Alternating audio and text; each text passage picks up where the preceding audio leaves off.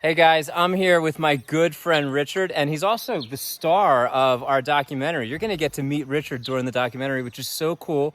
And Richard is a graduate of St. Andrew's School, the elementary school.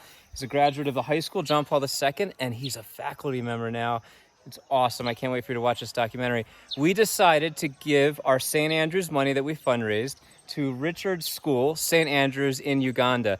And I asked Richard to decide how to spend the money and how to bless these kids who really need a blessing. So Richard, the needs are enormous. We've been able to give $800 US. What do you plan to do with it? What's the game plan? First and foremost, I'll be glad. I think I should take this opportunity to really appreciate you people, the heart that you have shown us. And what shocked me most was telling me that this money was not from the adults, but it was from the young, the kids that are in St. Andrews, that side. So I really got too shocked that it seems the spirit of serving, the spirit of willingness to support others, I think it comes all the way from childhood up to when someone grows. So this is the money that cannot go or cannot be wasted, because I don't know what God can do to a person life, because I think most especially they normally say that Vox Populi, Vox Dei, when the voice of the people is the voice of God. Wow. That is, they normally say, but I think, and when the voice of the people is for the young people, it means a lot. Yeah. When you go to court and the person to give evidence is a kid, that evidence is never doubted. Wow. In most cases. Yeah. So I think we should uphold the fact that these are young kids and they managed to solicit whatsoever money they wanted. So I talked. Yeah, so $800 US can go a long way in Uganda, can it not? Yeah, it is quite a good money. It's a good start. It's a good start. So what should we do with it? So I talked to the headmaster already of St. Andrews Primary School here in Uganda, and indeed it told me a lot of challenges. But with challenges, we did that. We had to go on the scale of preference, starting with the most pressing ones and ending with the least pressing ones. So he really explained to me that he wanted. He now has primary 7, and it is the very first time of his to have primary 7, and yet this is a candidate class that determines the future of the school. Yeah. So as we speak, he doesn't have the boarding section.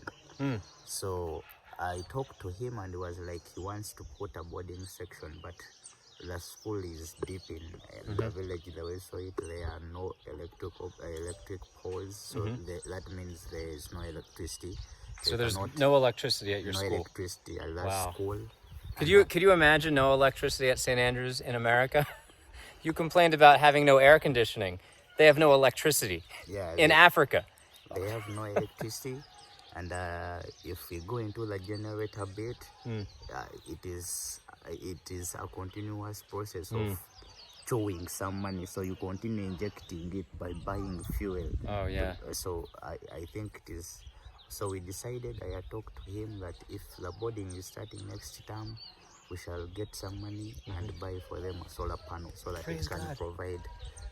Praise God. Yes. So we're going to buy electricity for St. Andrews. St. Andrews. America is going to buy for St. Andrews. Hey, I love it.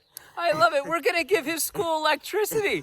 Praise Jesus. I don't ever want to hear you complain about the air conditioning or the heater. They're just getting electricity for the first time in Uganda. It is not electricity because they are lights, because this is a solar panel that generates its energy from the sun, Yeah. from the sunshine. So I think Well, but that will begin to produce electricity, yes, and yes. then maybe someday we'll actually get electrical lines Yes. connected. Yes, Yes, I know that. So it's different. So solar is you guys know what solar panels are. They won't have electrical lines in, but they'll have solar panels, so they can have some electricity in their school. So the other Wait till I show you a video from the school, guys. You're gonna see these kids. so They rock. the other thing is, maybe I know we shan't waste or put all the monies on the solar panels.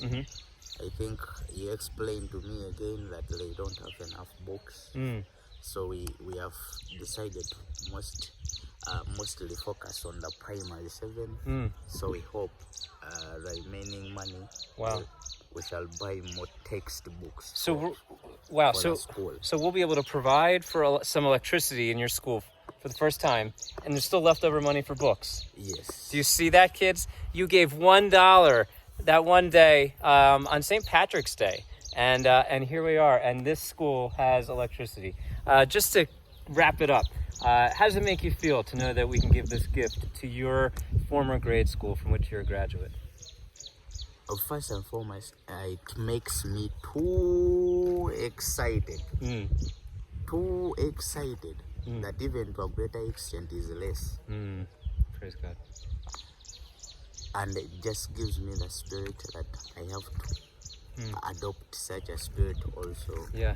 and do the needful so as at least for the community can develop. Yeah, because now you have a job now. You're a I teacher. have a job, but Yeah. thank you. I know I've been in your prayers. Some of you that have known me already, I've been in your prayers. So I'm now a teacher, fully fledged teacher right now at Pope John Paul, the second high school. So still, I don't know, I'm happy. And I think I told Dan on the plans that I have of starting to sponsor some students in the same school, St. Andrews. So I think even though I start with one, but I will have started. So this guy is already planning on giving money to his school so he can sponsor students because they can't pay their tuition. And with tuition comes meals, right? Do they get food? Yes. So part of the tuition is getting to eat. So now they will have some solar power, and electricity, and also hopefully some books. And then Richard here is going to help sponsor a student. And with the cost of tuition also comes food. What a gift. Maybe we should consider sponsoring some students too. We'll talk more about that later. Love you guys. We're still in Africa, but we'll be home soon in America. And maybe one day Richard will come visit America. I will. And talk at St. Andrews. I will. Bye, guys.